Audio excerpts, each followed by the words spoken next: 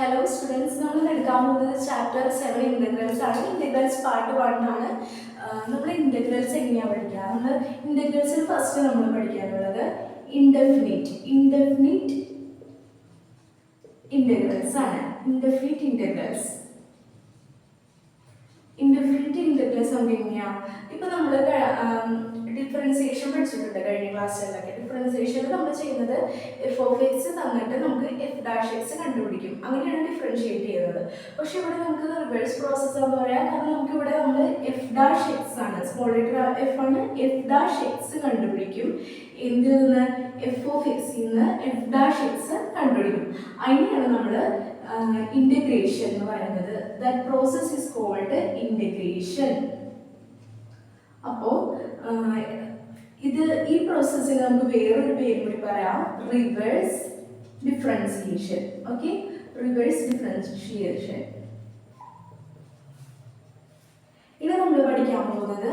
അപ്പോൾ indefinite integrals എന്താണെന്ന് മനസ്സിലായി. ഇനി സെക്കൻഡ് വൺ എന്ന് പറയുന്നത് ഈ ചാപ്റ്ററിന് നമ്മൾ പാർട്ടായിട്ട് പഠിക്കുന്നതാണ്. അപ്പോൾ സെക്കൻഡ് പാർട്ട് എന്ന് പറഞ്ഞിട്ടുണ്ടെങ്കിൽ ആൻറ്റി ഡെറിവേറ്റീവ് അല്ലെങ്കിൽ primitive, anti derivative or primitive integrals.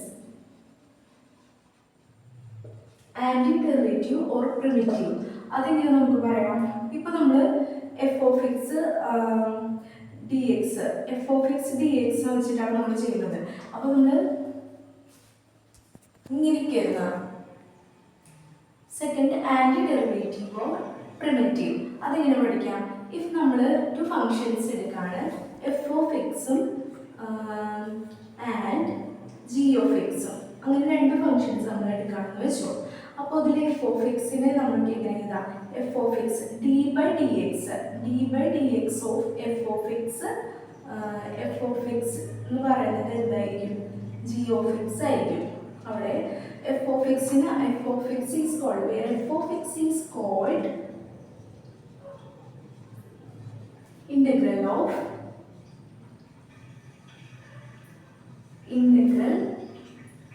of g of x.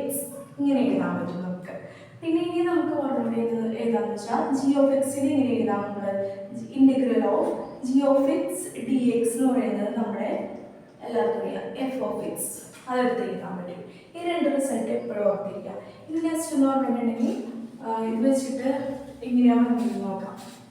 അപ്പോൾ ഇപ്പോൾ g of x is equal to f of x വെച്ച് വരികയാണെങ്കിൽ അപ്പോൾ നമ്മളൊരു പ്രോബ്ലം ചെയ്തതിന് മുമ്പ് നമുക്ക് സിമ്പിൾ പഠിക്കണം. അപ്പോൾ ഇതെന്ന് പറയുന്നതാണ് നമ്മൾ ഇൻറ്റഗ്രേഷൻ യൂസ് ചെയ്ത സിമ്പിൾ. അപ്പോൾ this is known as simple of integration.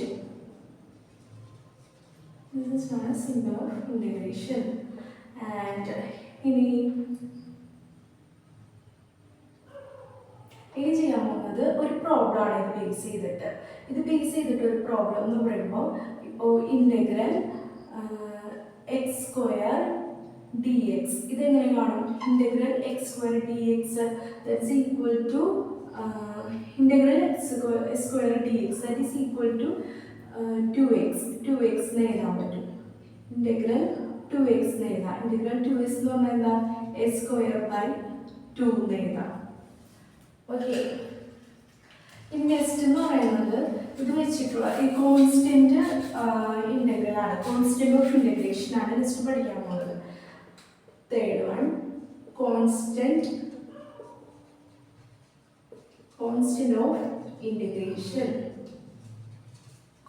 Of integration. മെയിനായിട്ട് നമ്മൾ എന്താ ഇപ്പോൾ F of X d by dx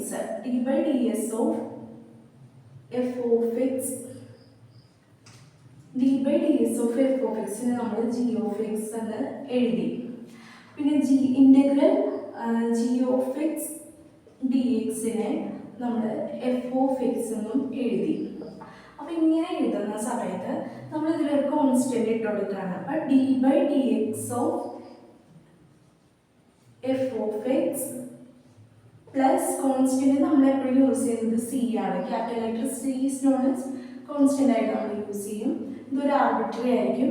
അപ്പോൾ F of X plus c എന്ന് നമുക്ക് യൂസ് ചെയ്യാം. d by ds of f of x plus c. Otherwise നമ്മൾ ഇതിനൊരു എക്സാമ്പിൾ പറയുകയാണെങ്കിൽ ഇപ്പോൾ നമ്മൾ നേരത്തെ ചെയ്ത പ്രോബ്ലം അതിൽ തന്നെ ഇതാണെങ്കിൽ integral x square d x അതിന് നമ്മൾ integral 2x that's equal to x square by 2 plus c എന്ന് ഡിനോട്ട് ചെയ്യാൻ പറ്റും. അതിനാണ് കോൺസ്റ്റന്റ് വെച്ചിട്ട് നമ്മൾ ചെയ്യുന്നത്. ഈ രണ്ട് ഫണ്ടമെന്റൽ തിയറംസ് പഠിക്കാം. ഫണ്ടമെന്റൽ തിയറംസ്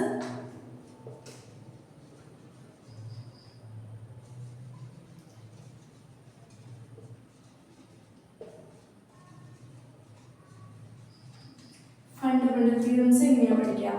ഫണ്ടമെന്റൽ തിയറംസ് രണ്ടെണ്ണമുള്ളത്. ഫസ്റ്റ് വൺ എന്ന് പറയുന്നത് ഒരു കോൺസ്റ്റന്റ് വെച്ചിട്ട് നമ്മളിപ്പോൾ f of x d x. അപ്പോൾ ഫണ്ടമെന്റൽ തിയറത്തിൽ പറയുന്നത് എന്താണെന്ന് വെച്ചിട്ടുണ്ടെങ്കിൽ ഫസ്റ്റ് വൺ കോൺസ്റ്റന്റ് ഒരു സി ഇട്ട് കൊടുത്തിട്ട് constant of f of x is equal to integral c f of x എന്ന് പറയുന്നത് സി പുറത്തേക്ക് എടുത്ത് നമ്മൾ കോൺസ്റ്റന്റ് പുറത്തേക്ക് എടുത്ത് എഴുതിയിട്ട് ഇൻ്റഗ്രൽ എഫ് ഓഫ് എക്സ് ആയിരിക്കും. അതാണ് ഫസ്റ്റ് വൺ. ഇനി സെക്കൻഡ് വൺ എന്ന് പറഞ്ഞിട്ടുണ്ടെങ്കിൽ അതൊരു ഇക്വേഷൻ പോലെയാണ്. അതായത് integral c F one X plus or minus